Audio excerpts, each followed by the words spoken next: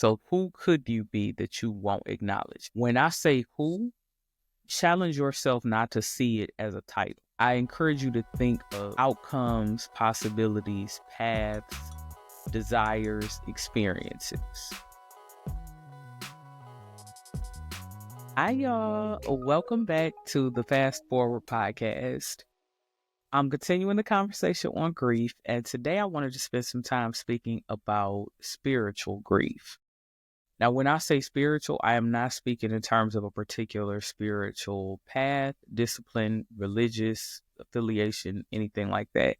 What I mean by spiritual grief is the grief of what we can't see. So we live in a 3D world, but there's actually like a fourth dimension. This is going to get into some woo-woo stuff, y'all. But we live in a 3D world. And so there is a fourth dimension, though, as far as time. And the interesting part about time is that time often factors in our memory. So we are living in our present day, but we are often planning for the future and also remembering and sometimes reconciling what has happened in our past. And this is happening all at the same time. Now, the interesting part about this is that we make decisions seemingly based off of the present information that we have. But in reality, we are making decisions that are informed by past impact and future goals. That's all at the same time, and knowledge of present circumstances. So if I know that every time I've taken this particular type of job, that I had the outcome of being mistreated or overworked, I will look at present opportunities and sabotage my future goals because I'm carrying the pain of the past. To me, I consider that to be a spiritual concern because, again, the past is not happening anymore. By definition, it's the past. If it was still happening, it would be the present. And the future hasn't happened either, but we still have to have that lens. Why I think this is important as a leader and as an entrepreneur is because if we are not honest about the impact that our past has on us, we will completely underperform and completely miss our potential because we refuse to adjust to what is possible for the future and what is available to us now.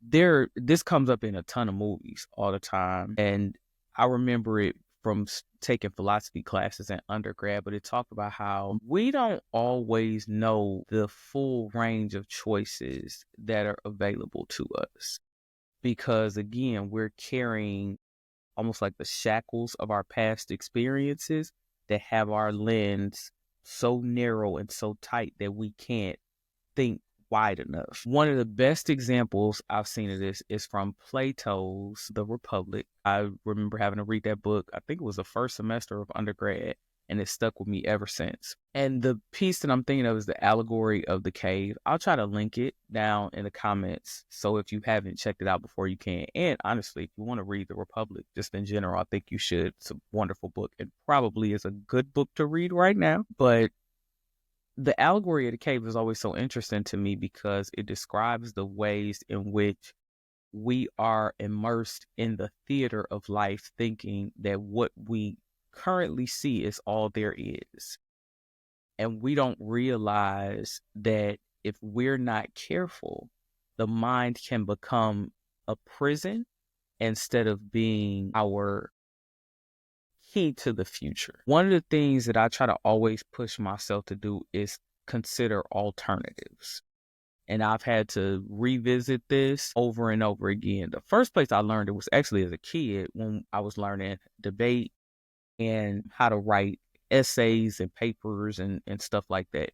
And we would have to have a section where we would consider alternatives or work through contrary opinions. So if we believe that there should be school choice vouchers, we then have to argue for the other side that says that there should not be and try to understand their position and then break their position down piece by piece so that we can then justify our own.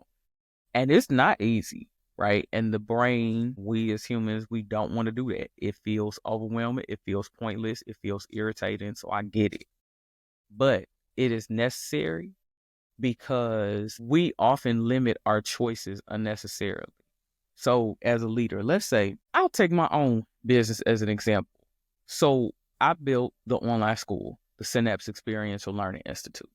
And when I built Synapse, the original thing that I wanted to do was sell classes as B2B subscriptions to corporates. So the goal was to rival existing platforms that sell classes to corporations. And I was going to turn out all of these amazing classes about people, culture, and inclusion. And it's a great idea, great model. It's very necessary. I had some proof of concept from seeing where other platforms were failing and flubbing it up. And I'm like, I could totally kill this. As it evolved, though, I saw the opportunity. I was like, oh, wait, this platform has capabilities where I could build online communities. I could set up private courses to work with my clients to give them their own custom school within my school. I was like, okay, so that's another. And then I said, wait, I could have classes that I offer to help people get recertification credits for different certifications related to my area of expertise. Okay. Then I realized I'm like, oh, I could do this other thing too. I could have direct to consumer court, right? And so it continued to grow. And what I challenged myself with was, first of all, being honest about the momentum that I lost by not considering all the possibilities because I only saw that one opportunity out of desperation. And it wasn't like I was condemning myself, but it was some chastisement because the goal is to leverage the tool. So the platform is just a tool.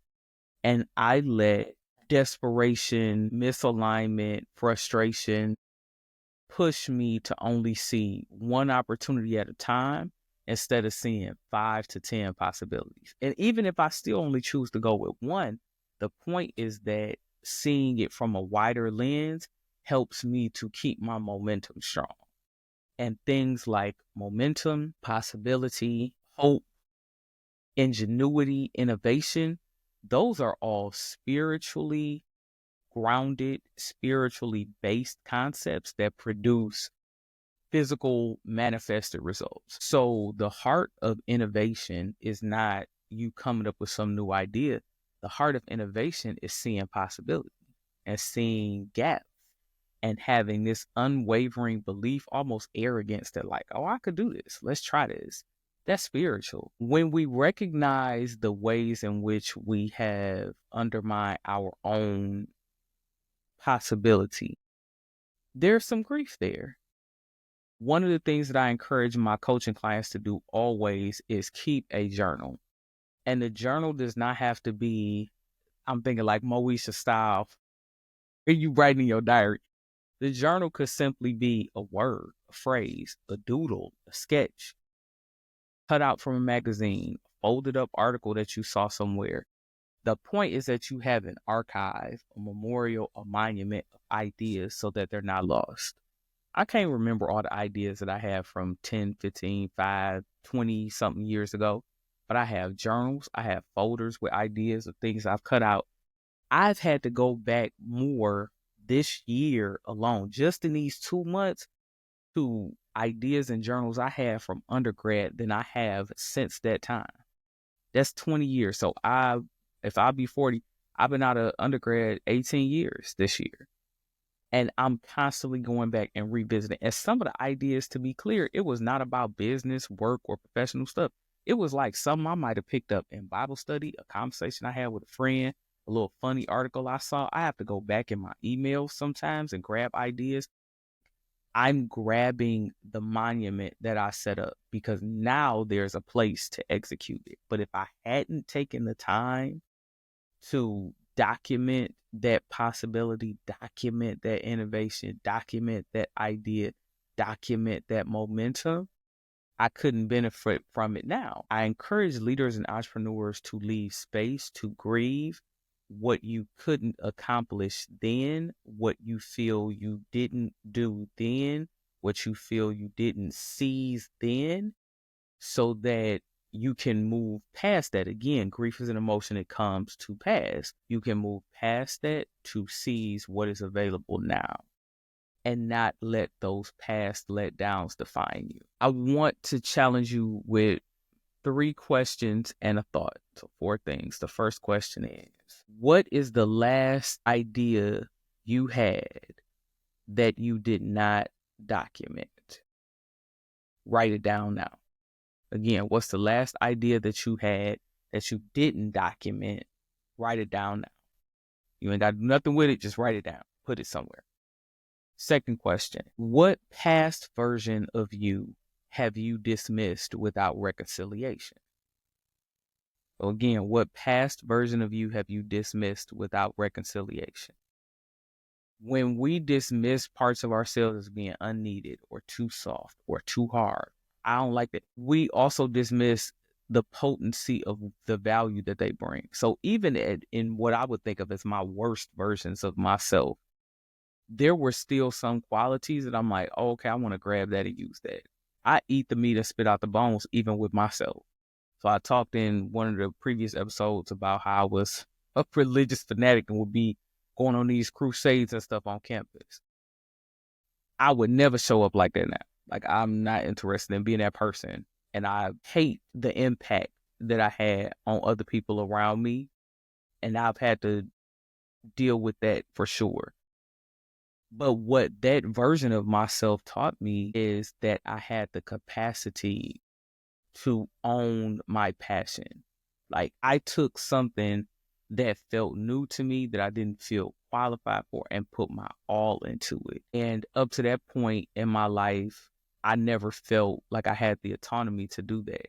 And again, I would never want to show up in that way again. But that passion, that need for mastery, that need for exploration, I've taken that and used that many times in my life and career. And so those are the pieces that I want to keep. That's the meat that I want to chew on. The rest of all of that foolishness, that can go and go. But I want to keep that. And I've been able to seize that and use that over and over again. So again, what version of you have you dismissed without reconciliation? Third question, who could you be that you won't acknowledge? So who could you be that you won't acknowledge? Now, here's the challenge with this. When I say who, challenge yourself not to see it as a title. So it's not, okay, well, I could be a chef. I could be a this. I could be a that. I encourage you to think of outcomes, possibilities, paths, desires, experiences. Because as soon as we put a title, which is like putting a box in a category on something, we then become limited by all of the past pain associated with that. So let's say you're like, okay, I could become a chef. But if you wanted to be a chef as a kid and grew up being told chefs don't make a lot of money, people don't cook seriously for a living, you're wasting your time, you're not creative enough. All of the fighting that you have to do around that title will cause you to lose momentum and energy. And so again, rather than thinking of it as title, think of, I would love to be able to create new dishes. I would love to be able to travel the world and explore new cuisines. That is an openness that becomes harder for that child, that younger, that wounded version of you to dispute with. And so then you get to seize the momentum of exposing yourself to that life and the activities of that life without the pressure of the title. So that's third. The final thought that I want to leave you with. When you are thinking of spiritual grief, both parts of that are yours to own. So other people don't get to define what is spirituality for you, and other people don't get to define what you get to feel grief about. There are things that I grieve that when I've mentioned it to other people, they're like, that's not even important, but it mattered to me. There are ways that I show up spiritually that other people be like, that's terrible. I would never do that. That's cool. But that's me. You know what I'm saying? That's mine that I own. And so my parting thought for you is that, again, the spirituality and the grief, the definitions and what is held in those categories, that's yours to own. And even if you never express it to other people or other people never understand it or accept it, it's still yours. All right.